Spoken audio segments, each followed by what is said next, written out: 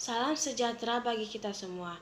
Perkenalkan, nama saya Angel Nicolin Syambatan dari kelas 81. Sekarang saya akan menjelaskan siklus hidrologi. Siklus hidrologi bisa disebut sebagai siklus air karena kata hidrologi sendiri memiliki makna yang sama dengan air. Perbedaannya sendiri hanya terletak pada kosakata saja. Siklus air sendiri merupakan suatu siklus yang terjadi di lingkungan perairan. Jadi, siklus hidrologi adalah sebagai proses air yang berasal dari atmosfer ke bumi, lalu air tersebut akan kembali lagi ke atmosfer, dan demikian siklus ini terus berjalan seterusnya. Siklus air sendiri merupakan salah satu siklus biogeokimia yang terjadi di bumi dengan tujuan mempertahankan jumlah dan ketersediaan air. Lain halnya jika diartikan dari segi bahasa, hidrologi sebagai ilmu air yang berasal dari bahasa Yunani, sehingga hidrologi secara harfiah dapat diartikan sebagai cabang ilmu geografi yang mempelajari aneka hal terkait air. Air sebagai kebutuhan dasar bagi setiap kehidupan di bumi dan sangat vital perannya bagi setiap makhluk hidup. Tak hanya pada manusia, tapi juga pada hewan bahkan pada tumbuhan, semuanya membutuhkan air untuk bertahan hidup. Seperti minum, membantu proses fotosintesis, dan masih banyak lagi kebutuhan lainnya.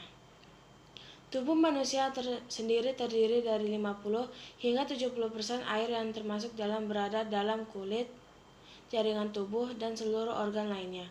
Oleh karenanya, tidak ada manusia yang mampu bertahan hidup jika kekurangan cairan atau dehidrasi. Air yang berfungsi sebagai sumber kehidupan di bumi mengalami perubahan sepanjang waktu. Air sendiri melewati berbagai tahapan dan proses hingga akhirnya kembali lagi ke bentuk semula.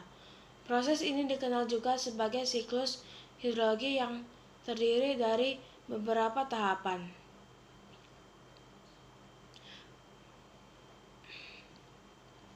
Mengenai geologi atau dikenal dengan siklus hidrologi berikut ini. Proses siklus hidrologi yaitu 1. Evaporasi atau penguapan seluruh air, 2. Transpirasi atau penguapan air di jaringan makhluk hidup, 3. Evotranspirasi, 4. Sublimasi, 5. Kondensasi, 6. Adveksi, 7. Presipitasi, 8. Runoff, 9. Infiltrasi, dan 10. Konduksi. Jenis-jenis siklus hidrologi: 1. Siklus hidrologi pendek, 2. Siklus hidrologi sedang, 3. Siklus hidrologi panjang.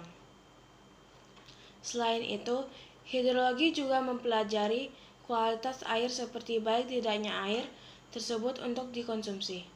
Tak sampai di situ, hidrologi juga mempelajari distribusi air di bumi.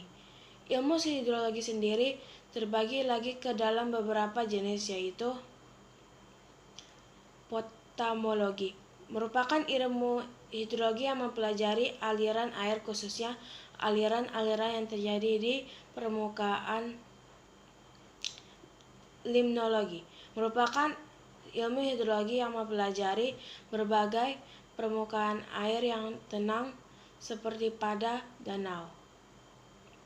Kriologi merupakan ilmu yang mempelajari tentang air padat seperti pada es dan salju. Geohidrologi merupakan ilmu hidrologi yang mempelajari tentang air yang berada di dalam tanah. Hidrometeorologi merupakan ilmu hidrologi yang mempelajari tentang air berwujud gas yang terletak di udara.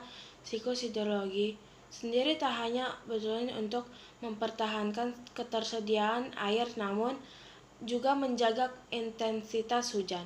Tak hanya itu, siklus air juga turut menjaga cuaca dan suhu bumi agar semuanya tetap teratur. Siklus air ini juga turut membantu keseimbangan ekosistem serta menjaga semua lingkup kehidupan berjalan dengan sebagaimana mestinya. Siklus ini juga melewati proses yang panjang sebelum akhirnya terus berlangsung tanpa terhenti.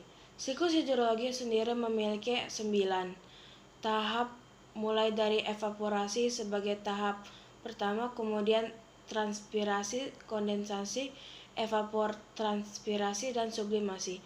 Tahap selanjutnya adalah tahap advection, tahap runoff, tahap presipitasi, dan tahap infiltrasi. Sekian dari penjelasan saya. Terima kasih.